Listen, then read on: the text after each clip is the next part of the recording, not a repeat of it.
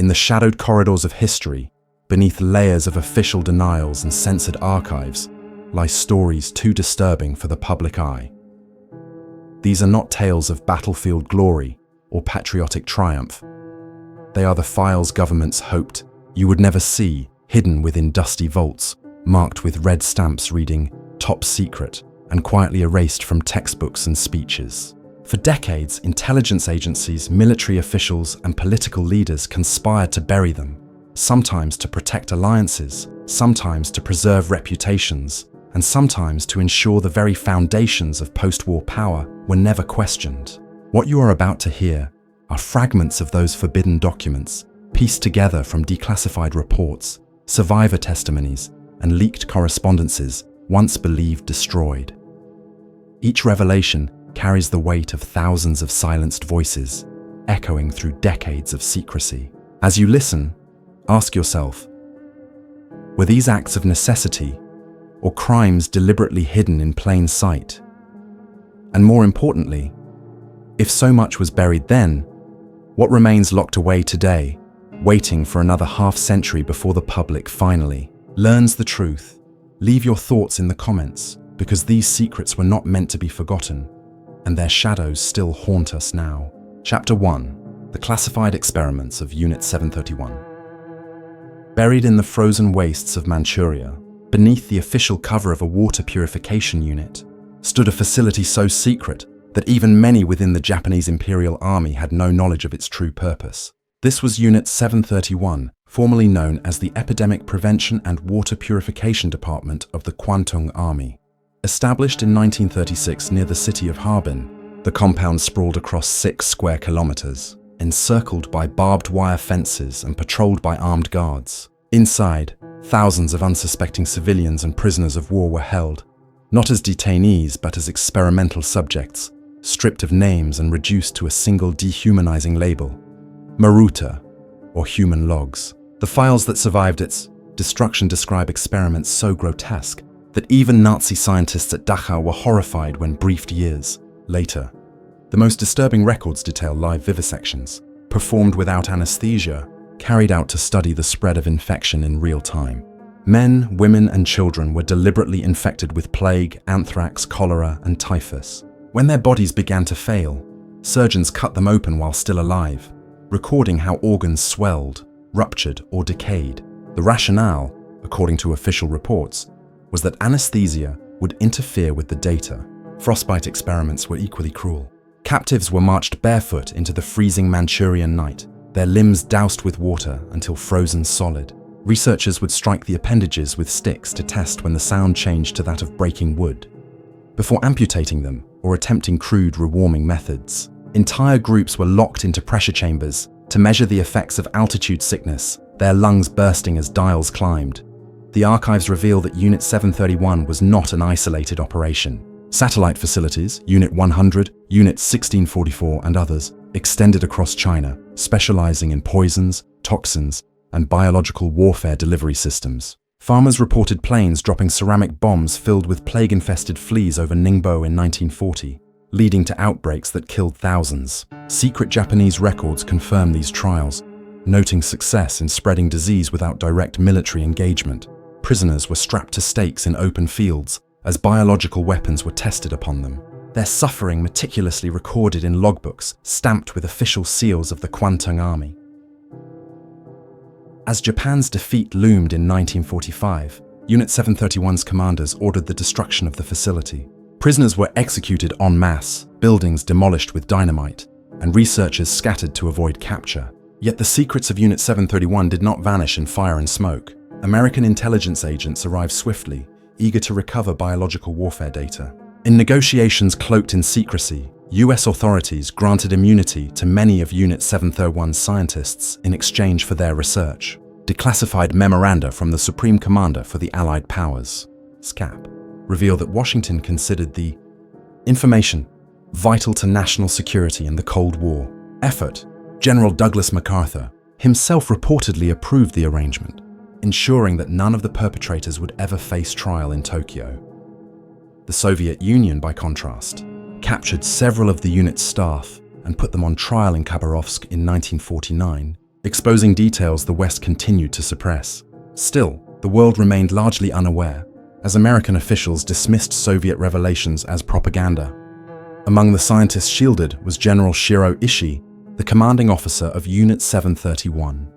Instead of standing before a tribunal, Ishii lived out his days in Japan, his research secretly influencing US biological warfare programs at Fort Detrick, Maryland. Documents declassified in the 1990s confirmed long-standing suspicions.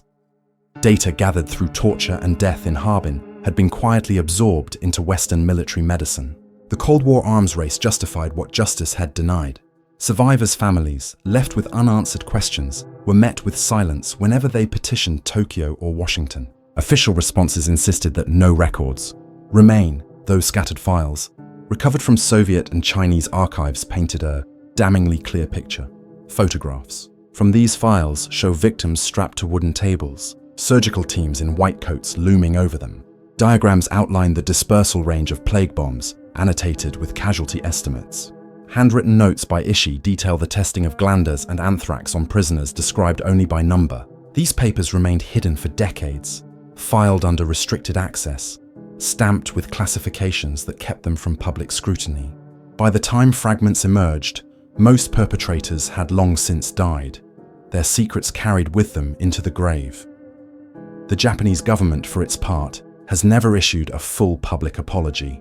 Some officials quietly acknowledged the atrocities, yet survivors who sought compensation in court were denied on grounds of lack of evidence. The US likewise never prosecuted those it protected, citing national security interests. Only scattered testimonies from former guards and surviving family members preserved the memory of what had happened behind the walls of Unit 731. For many in Japan, the subject remains taboo, omitted from school curricula, and glossed over in history texts. In 1989, fragments of Unit 731's medical files resurfaced in Harbin, unearthed by construction crews digging foundations where the complex once stood. These included preserved jars containing organs infected with plague, cholera, and syphilis. Forensic analysis confirmed they were human. Museums in China later displayed them as evidence, yet even then, international awareness lagged. Western intelligence files declassified in the 1990s further corroborated what survivors and Soviet prosecutors had long insisted, that Unit 731's research was deliberately buried by Allied governments to secure an advantage in the Cold War. To this day, many of the files remain sealed, locked away under classified markings in Washington and Tokyo. The disturbing truth is not only the horrors committed by Unit 731, but the deliberate choice of world powers to trade justice for data. Behind the language of scientific value and national security, governments sanctioned silence, ensuring that those who suffered would never see their tormentors punished. Each document uncovered, each testimony released, pulls back another layer of carefully maintained denial. The chilling question remains: if these atrocities could be concealed for over half a century, what else remains hidden in the classified vaults of nations, waiting for another generation to stumble upon? Chapter 2: The Forbidden Pact of Operation Keelhaul. In the winter of 1945, as the war in Europe reached its final desperate stage, Allied leaders gathered at Yalta to negotiate the shape of the post-war world. The conference, attended by Franklin D. Roosevelt, Winston Churchill, and Joseph Stalin, would define not only borders and governments, but also the fate of millions of displaced people scattered across a ruined continent. Among the most disturbing agreements forged behind closed doors was the decision to forcibly repatriate all Soviet citizens who had found themselves in Allied-controlled territory. What sounded bureaucratic on paper, repatriation of displaced Soviet nationals, was in practice a death sentence for many. Later known as Operation Keelhaul, the agreement was carried out in the shadows, away from cameras and public scrutiny, its victims silenced before their stories could be told. The displaced included prisoners of war captured while serving in the German army, Cossacks who had fled the Bolshevik Revolution decades earlier, and civilians who had managed to escape Stalin's brutal purges. By 1945, they numbered in the millions, scattered in camps across Austria, Italy, and Germany. Many believed they had finally found refuge with the Western Allies, men who had promised liberation from tyranny. Instead, under the secret terms of Yalta, these people were rounded up, herded into trains, and handed directly into the custody of the NKVD, the feared Soviet secret police. The Allies justified their actions as a matter of international law, claiming they were merely returning citizens to their homeland. But British and American officers knew the truth. Stalin considered these men and women traitors, guilty of collaboration or simple disloyalty for surviving outside Soviet control. The reports that later surfaced described scenes of unbearable despair. Families tore themselves apart, mothers clinging to children who were ripped from their arms, men begging Allied soldiers to shoot them rather than send them back. In Austria, along the banks of the Drau River, thousands of Cossacks were surrounded by British troops and forced onto trains bound for the east. Many chose suicide instead. Eyewitness accounts record entire groups throwing themselves into the river, preferring to drown rather than face the gulag or execution. The British Army, following direct orders, delivered them nonetheless, fully aware of their fate. American forces in Bavaria carried out similar transfers, delivering prisoners by the thousands at night to Soviet lines. Trucks marked with Allied insignia became instruments of betrayal. Declassified Foreign Office memoranda reveal how deeply officials understood the consequences. One internal British note, dated May 1945, explicitly warned, "The repatriated will suffer severe penalties, execution, or prolonged detention." Yet the orders continued.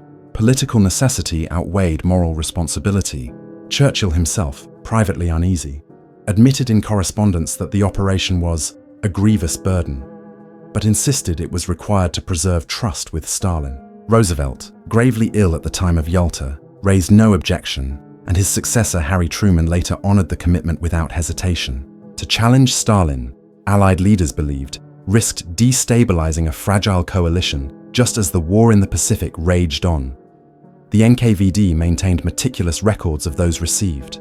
Many were executed immediately upon arrival, others shipped to remote camps in Siberia, their identities erased from public record. Survivors later testified of interrogation cells where returnees were beaten, accused of treason, and sentenced without trial. Some endured years in the gulag before release, broken in body and spirit. Very few ever saw their families again. Entire communities of émigrés who had lived in exile since the Russian Civil War were annihilated, their names disappearing from the rolls of history. The Allies, having delivered them, turned away in silence. The secrecy surrounding Operation Keelhaul was carefully maintained. Officially, the program did not exist. Documents were stamped top secret and filed under innocuous categories. In the United States, files remained classified well into the 1970s, when fragments began to surface through congressional inquiries. In Britain, much of the correspondence was sealed for 50 years under the Official Secrets Act. When survivors and their descendants finally pieced together what had happened, they faced governments unwilling to acknowledge responsibility. The betrayal was too immense, too politically damaging to confront openly. Only scattered memoirs, such as those smuggled out by survivors of the camps, provided a voice for the silenced. Among the most chilling details uncovered in later decades was the fact that Allied soldiers were sometimes ordered to use force against those who resisted repatriation. British records confirmed that rifles were leveled, bayonets fixed, to drive terrified civilians onto transport trucks. In one instance, prisoners were clubbed unconscious before being handed to Soviet officers. These were not isolated excesses, they were official policy. The betrayal ran through the highest levels of command, sanctioned by men who had once stood before the world as champions of freedom. The contradiction was so stark that later historians struggled to reconcile it with the public image of Allied victory. The name Operation Keelhaul itself did not appear until years later, coined by those who uncovered the documents. It referred to the old naval punishment of dragging sailors beneath the keel of a ship, an act almost always fatal. The metaphor was fitting. The operation had been a slow, suffocating death for countless thousands, hidden beneath the surface of triumphant speeches and parades. When the truth began to emerge during the Cold War, Western governments deflected, insisting the numbers were exaggerated or blaming logistical confusion. But Soviet files released after 1991 confirmed what survivors had long claimed. The scale was massive, the consequences deliberate, and the Western role undeniable. The human cost of Operation Keelhaul is impossible to calculate precisely. Some estimates suggest between 2 and 3 million people were forcibly returned. The vast majority disappeared into the Soviet system, never to be heard from again. Families left behind in the West received no news, no confirmation, no graves to mourn. For them, the silence was as devastating as the act itself. Generations grew up with unanswered questions, carrying the weight of betrayal across decades. To this day, memorials erected in Austria and Germany commemorate the Cossacks and others who perished at the moment of transfer, their names etched into stone as a quiet rebuke to those who signed the orders. What makes Operation Keelhaul so disturbing is not only the suffering inflicted, but the deliberate concealment that followed. Governments chose secrecy over accountability, pragmatism over morality. They ensured that schoolchildren would learn of D-Day and victory parades, but not of the midnight trains and barbed wire camps. The betrayal was buried beneath the narrative of liberation, hidden until leaks and declassifications forced it into the light. And even then, recognition has been uneven, muted by the uncomfortable reality that the victors of WWII carried out acts indistinguishable from the very regimes they condemned. Operation Keelhaul remains one of the most haunting files of the Second World War. It reveals a truth often denied in official histories, that the line between justice and expediency is thin, and that even the most celebrated leaders are capable of decisions that condemn the innocent. Each uncovered document, each testimony preserved, is a reminder that history's darkest secrets often lie not in the deeds of the defeated, but in the compromises of the victorious. The voices of those betrayed at Yalta echo still, warning us of the price of silence and the cost of truths deliberately buried beneath the weight of political necessity. Chapter 3: Erased Records of the Katyn Massacre. In the spring of 1940, the forests of Western Russia concealed a crime that would echo across generations. Near the village of Katyn, not far from Smolensk, thousands of Polish prisoners of war were led into the woods by agents of the NKVD, the Soviet secret police. These men were not soldiers captured in the heat of battle, but members of Poland's elite: officers, doctors, professors, engineers, and clergy, rounded up after the Soviet invasion of eastern Poland in September 1939. Over the course of several weeks, in secret clearing stations and prison basements, more than 22,000 were executed with a single bullet to the back of the head. Their bodies were dumped into hastily dug mass graves, covered with soil, and left to vanish into silence. The order came directly from Lavrenti Beria, head of the NKVD, and bore the initials of Joseph Stalin. For years, the world was told a different story, one carefully constructed and fiercely protected. The Katyn massacre was first uncovered not by liberators, but by occupiers. In April 1943, German forces advancing into Soviet-held territory discovered the mass graves. Eager to exploit the atrocity for propaganda, Berlin invited international observers and journalists to witness the exhumations. What they found was undeniable: thousands of corpses still in Polish uniforms, with documents and letters dated no later than the spring of 1940. Each body bore the unmistakable wound of execution, a single pistol shot to the skull, consistent with NKVD methods. German broadcasts trumpeted the discovery as proof of Soviet barbarity, attempting to fracture the fragile alliance between Stalin and the West. But for Roosevelt and Churchill, the revelations presented an unbearable dilemma. Acknowledging Soviet guilt would risk shattering the Allied coalition at the very moment the war's outcome hung in the balance. Instead, Washington and London buried the truth. The Polish government in exile, based in London, demanded an independent investigation by the International Red Cross. Their request was denied under pressure from both Churchill and Roosevelt, who insisted that no good could come of it. Behind closed doors, British Foreign Office memoranda reveal officials acknowledging that the evidence pointed overwhelmingly to Soviet responsibility. American diplomats wrote similar assessments. Yet in public, both governments supported Moscow's claim that the massacre had been carried out by the Germans in 1941 after their invasion of Soviet territory. The lie was repeated, rehearsed, and reinforced, transforming a documented atrocity into a weapon of disinformation. For the families of the dead, hope for truth was extinguished beneath the weight of politics. The NKVD's methods were as chilling as they were methodical. Prisoners were transported from camps at Kozelsk, Starobelsk, and Ostashkov under the pretext of relocation. In reality, they were taken to execution sites such as Katyn, Kalinin, and Kharkiv. There, they were bound, gagged, and led one by one into soundproof chambers. A single shot was fired from a Walther pistol, ironically German-made, chosen for its reliability. Bodies were stacked in layers within pits, each row covered by soil and branches before the next began. The process continued daily, night after night, until thousands were buried. The executioners kept precise lists, noting names, ranks, and professions. These lists were classified, locked in NKVD archives, and shielded by Stalin's state for decades. In Warsaw and Krakow, families waited for fathers and brothers who would never return, their letters unanswered, their fates officially unknown. When Germany revealed the massacre in 1943, Soviet authorities launched an immediate counteroffensive of lies. The Burdenko Commission, a Soviet-led inquiry, concluded that the executions had been carried out by Nazi forces after 1941.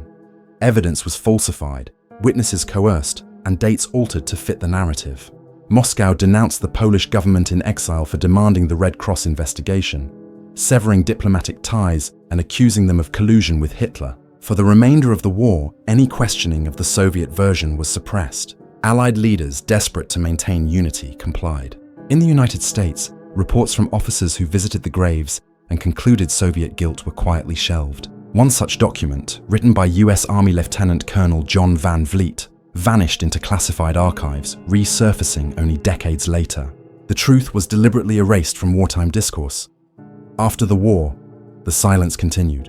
At the Nuremberg trials, the Katyn case was briefly raised as evidence of German atrocities. Soviet prosecutors presented their falsified narrative, while Western judges avoided confrontation. To expose Soviet responsibility would have undermined the very foundation of the Allied victory.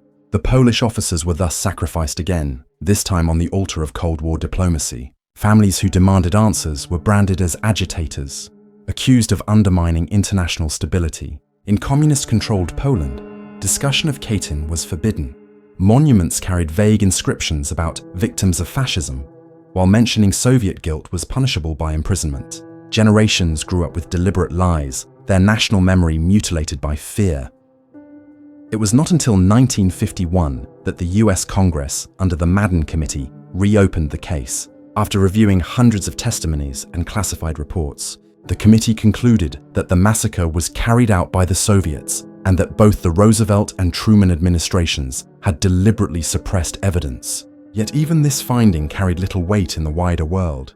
Dismissed as Cold War propaganda, Moscow maintained its denials, and Western governments, unwilling to destabilize détente, avoided pressing the issue. The victims' families remained trapped between silence and denial, their grief politicized by powers far larger than themselves. For decades, the Katyn forest remained a wound that no government dared reopen. Only with the collapse of the Soviet Union in the early 1990s did fragments of truth finally emerge. In 1990, Mikhail Gorbachev acknowledged Soviet responsibility, and in 1992, Russian President Boris Yeltsin released key documents, including Beria's original execution order bearing Stalin's signature. Yet even then, the acknowledgement was partial.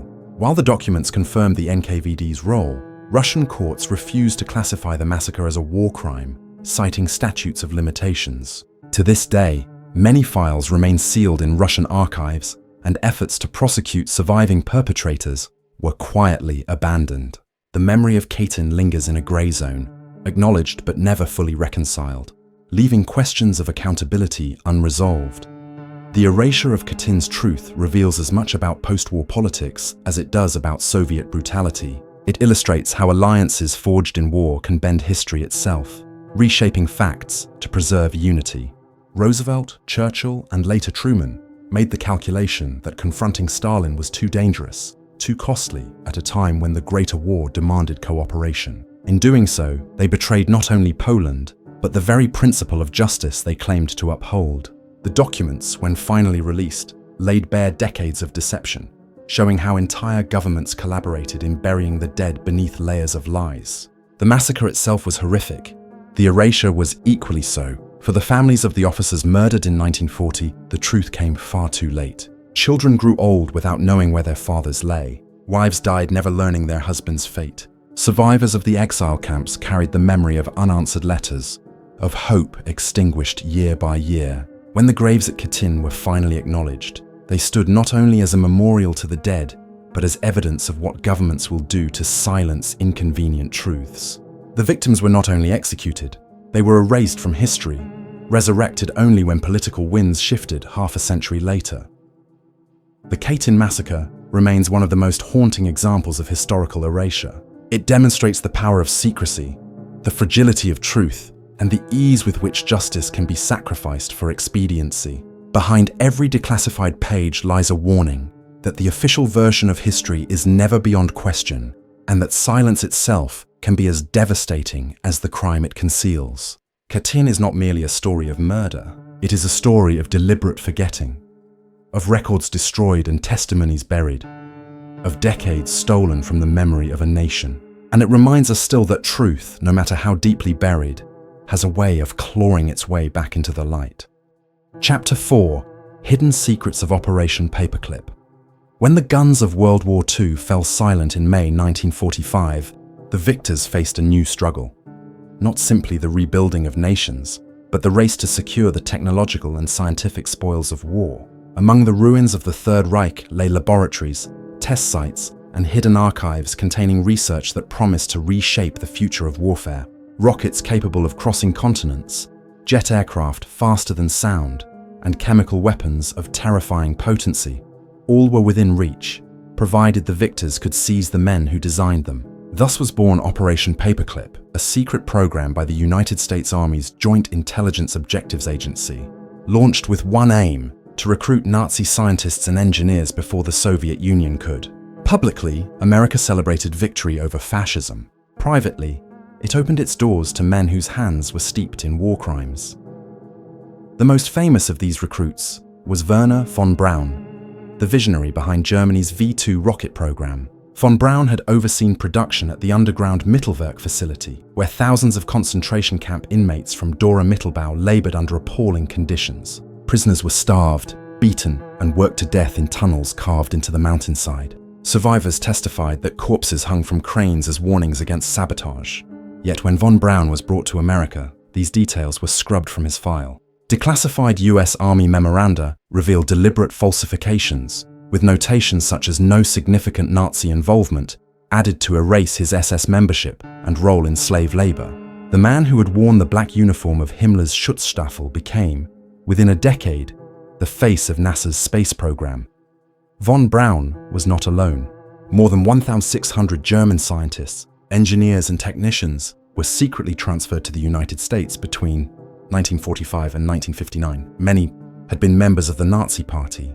Some had participated in human experiments involving chemical agents and aviation medicine. At Dachau, Luftwaffe doctors tested how long pilots could survive freezing water or low oxygen conditions. Records of these experiments, condemned at Nuremberg as crimes against humanity, were quietly seized by US officials and integrated into American research. The very data that cost countless prisoners their lives became the foundation for modern aerospace medicine. For decades, the origin of this knowledge was erased, hidden beneath sanitized reports and patriotic rhetoric.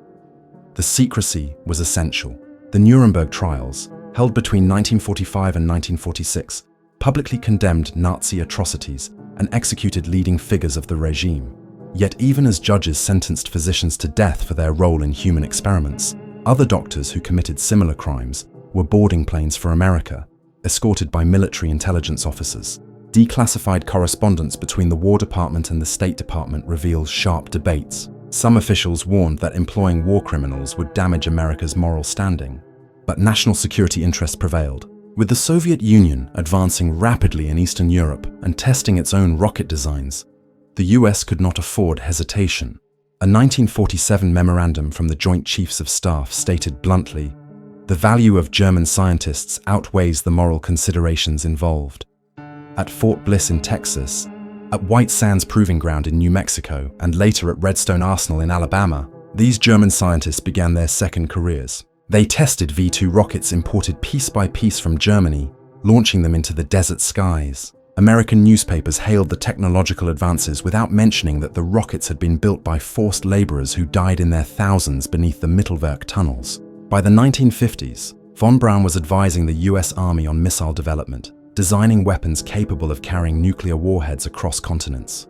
Later, as the Cold War space race intensified, he was transferred to NASA, where he became the architect of the Saturn V rocket that carried Apollo astronauts to the moon. Photographs show him smiling beside American flags, his past buried beneath layers of classified files. The moral cost of Operation Paperclip extended beyond rocketry. Kurt Blome, a former Deputy Surgeon General of the Third Reich, had overseen experiments involving biological warfare. He admitted during interrogation that he had conducted research on plague vaccines using concentration camp inmates. At Nuremberg, he narrowly escaped conviction. Soon after, he was recruited by American intelligence to work on biological warfare at Fort Detrick. Similarly, Hubertus Strughold, known as the father of space medicine, had been involved in experiments at Dachau, where prisoners were placed in vacuum chambers and immersed in ice water. In the United States, he became a celebrated NASA consultant, his name even attached to an aerospace medicine library until protests in the 1990s forced its renaming. The files documenting his Nazi-era work remained sealed for decades, ensuring that his reputation stayed untarnished. For every scientist recruited, dossiers were carefully rewritten. The Office of Strategic Services, and later the Central Intelligence Agency, expunged references to Nazi affiliations. Sworn affidavits of innocence were fabricated. Witness testimonies implicating these men in atrocities were buried in classified annexes, inaccessible to the public. In many cases, American intelligence officers knowingly ignored evidence of war crimes, writing in one internal memo, "We cannot afford to give the Soviets a lead in missile development on grounds of misplaced ethics." The bargain was clear: justice would be sacrificed for supremacy. Meanwhile, the Soviet Union conducted its own parallel program, forcibly relocating thousands of German scientists to research facilities within its territory. Stalin's operatives dismantled factories and laboratories, transporting entire installations back to the USSR. The Cold War's technological competition, from nuclear warheads to intercontinental missiles, was fueled by this hidden war for German science. Both superpowers concealed their reliance on men who had once sworn loyalty to Hitler. Both built their post-war strength on knowledge extracted from human suffering. It was not until the 1970s and 1980s that fragments of Operation Paperclip began to surface. Journalists uncovered inconsistencies in the backgrounds of NASA figures, while declassified files revealed the scale of the recruitment. Survivors of concentration camps, reading of these men celebrated as pioneers, spoke out in outrage. In response, the US government admitted the existence of the program, but minimized its scope, portraying it as a pragmatic necessity of wartime. The reality, preserved in thousands of pages of declassified memoranda, was far darker. Operation Paperclip had not merely recruited talent, it had deliberately erased crimes, ensuring that perpetrators of atrocities would live as respected citizens, shielded from accountability. The legacy of Operation Paperclip is written in the duality of its achievements. On one hand, it propelled humanity into space, culminating in the moon landing of 1969. On the other, it represents one of the most profound moral compromises of the 20th century. Victims of the Mittelwerk tunnels, of Dachau's ice water tanks, of plague experiments in secret labs, were denied justice so that their tormentors could serve new masters. Their suffering was buried under rocket launchers and triumphant headlines. To this day, monuments celebrate the space race without acknowledging the graves that lie at its foundation. What makes this file so disturbing is not only the crimes of the past, but the deliberate concealment that followed. Governments chose to bury the truth, to manipulate documents, and to silence witnesses. They created a sanitized history where men like von Braun were visionaries, not war criminals, where aerospace medicine was an American triumph, not a legacy of Dachau. The truth remained hidden in classified vaults, too dangerous for public consumption. And as long as secrecy prevailed, the victims' voices remained unheard. The hidden secrets of Operation Paperclip remind us that progress built on buried crimes carries a shadow that no achievement can erase. Chapter 5: The Suppressed Bombing of Dresden. In February 1945, as Nazi Germany staggered toward collapse, the Allies unleashed one of the most devastating air raids of the Second World War. The target was Dresden, a city known less for its armaments than for its Baroque architecture, its churches, and its centuries-old reputation as the Florence on the Elbe. Between February 13th and 15, waves of British and American bombers dropped thousands of tons of high explosives and incendiaries upon the city. The attack reduced entire districts to ash, leaving behind a firestorm that consumed everything in its path. Conservative estimates place the death toll in the tens of thousands, though some early reports claimed over 100,000. What made Dresden unique was not only the scale of destruction, but the deliberate suppression of its memory. For decades, governments and military authorities worked to frame the raid as a legitimate act of war, even as documents revealed debates and doubts within the highest circles of command. The raids began late on the night of February 13th, when over 770 bombers from the Royal Air Force's Bomber Command appeared over Dresden's skies. The first wave dropped high-explosive bombs to shatter rooftops and windows, clearing the way for incendiaries. The second wave, arriving hours later, rained down thousands of magnesium flares and phosphorus canisters. The effect was catastrophic. Fires merged into a single inferno, consuming oxygen and generating hurricane-force winds. Survivors described being dragged into the flames by unseen currents, entire families disappearing in seconds. The heat grew so intense that asphalt melted, fusing shoes to the ground. Underground shelters became ovens, suffocating those who sought refuge. The following day, as survivors staggered through the ruins, American bombers launched daylight raids, targeting railway yards, but also striking residential districts. By the time the skies cleared, Dresden was a smoldering wasteland. Military justifications for the attack remained contested. Officially, Dresden was considered a strategic hub, its rail junctions vital for moving German troops and supplies to the Eastern Front. Some documents highlight the presence of factories producing optics and armaments. Yet other declassified records tell a more complex story.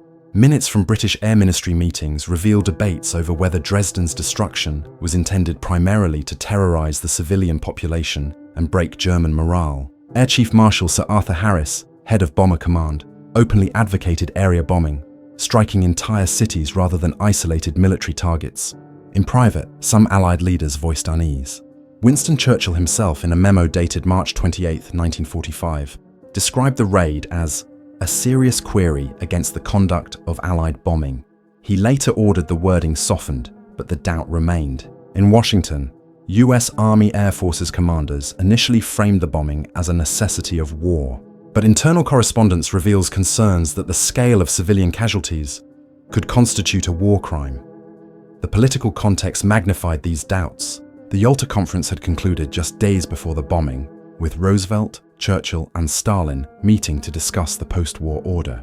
Stalin, pressing for maximum pressure on Germany, encouraged the Western Allies to intensify bombing campaigns in the East. Dresden lay within the zone of advance for the Red Army, and its destruction served not only military ends, but also geopolitical ones. By obliterating transport hubs and creating chaos behind German lines, the Allies facilitated Soviet advances. Some historians argue that Dresden's destruction was as much a message to Stalin, a demonstration of Anglo-American air power, as it was an attack on Germany. If true, the price was paid in civilian lives, erased in the language of military necessity. What followed the raids was not only devastation, but deliberate suppression of the truth. Photographs of charred bodies stacked in the streets, of women and children reduced to ash, were censored or locked away. Casualty figures were manipulated. Initial German reports estimated more than 200,000 dead, though later assessments placed the number far lower, between 25,000 and 40,000. British and American officials, fearing accusations of excessive brutality, downplayed the destruction in public statements. In occupied Germany after the war, mention of Dresden became politically charged. Soviet authorities used the bombing as propaganda, portraying it as evidence of Western cruelty, while Western governments minimized its significance, preferring narratives of liberation. Survivors who spoke of the firestorm found their testimonies dismissed as exaggeration, their suffering buried beneath layers of denial. The physical aftermath was apocalyptic. Dresden's Frauenkirche, its domed church, collapsed into rubble. The Zwinger Palace, Semper Opera House, and countless other landmarks were reduced to smoking ruins. Entire neighborhoods ceased to exist. Mass graves were dug in city squares, where thousands of bodies were buried without names. The stench of burned flesh lingered for weeks. In diaries recovered from survivors, descriptions of burning whirlwinds and people turned to shadows on walls provide haunting evidence of the horror. Yet even as these accounts surfaced, official military histories glossed over the events, treating Dresden as a footnote rather than a catastrophe. When survivors pressed for acknowledgement, they were met with silence or accusations of playing into enemy narratives. The Cold War deepened the suppression. In West Germany, discussions of Dresden were discouraged, as they risked fueling nationalist resentment and undermining reconciliation with the Allies. In East Germany, the communist regime highlighted Dresden as an example of Western barbarism, but censored any acknowledgement of Soviet complicity in wartime atrocities, such as Katyn. Thus, Dresden became a pawn in a wider struggle of memory, used in silence depending on political needs. For the survivors, the result was the same. Their suffering was instrumentalized, never fully recognized. When the ruins of the Frauenkirche were finally rebuilt in the 1990s, decades after reunification, the city still carried the scars of both fire and denial. Declassified British and American files now reveal that even within military ranks, doubts persisted. Intelligence assessments questioned the strategic value of the raid, noting the limited military production in Dresden compared to cities like Hamburg or Essen. US officers wrote privately of a regrettable excess, while RAF memos admitted the attack might haunt Allied reputations. Yet, these concerns were buried, classified for decades. The official line held, Dresden was a military target, its destruction a necessary act of war. Only in recent years have historians been able to piece together the full story, uncovering the debates, the suppressed documents, and the extent of deliberate obfuscation. The suppressed bombing of Dresden stands as one of the most disturbing files of the war, not simply because of the devastation, but because of the silence that followed. Governments chose to minimize, to obscure, to erase. The victims were buried twice, once beneath the firestorm and once beneath the weight of political convenience. For decades, the world celebrated the triumph of Allied victory while avoiding the uncomfortable truth that liberation had come with its own atrocities. Dresden remains a reminder that even in a just war, actions can cross into moral darkness, and that history's victors often control not only the future, but the past. The firestorm's flames have long since burned out, but the shadows they cast continue to linger, waiting for acknowledgement in archives once marked forbidden and classified. The closing hook must feel unresolved, urging listeners to reflect and debate. It should echo the forbidden and suppressed nature of the files while leaving the door open for future revelations. For decades, these 5 files remained sealed, hidden deep within archives labeled top secret and for authorized eyes only. Their release is not simply the unveiling of history. It is a reminder of how fragile truth becomes when nations choose what the public may know, from the vanished photographs of Unit 731 to the expunged records of Operation Paperclip, from the erased voices of Buchenwald survivors to the silenced debates over Dresden. Each file reveals a pattern. Governments suppress not only atrocities, but also their own complicity. What is buried is not forgotten. It waits, festering in silence, until the day the lock on the archive breaks. Yet one question lingers above them all. How many files remain unopened? How many sealed folders sit in military basements, in CIA vaults, in Moscow's locked cabinets? Their contents too dangerous, too destabilizing to ever see daylight. History is written by the victors, but its secrets are written by the archivists who decide what may never be read. The shadows of World War II still stretch across our present. The question is, what else lies in the dark, waiting to be unearthed?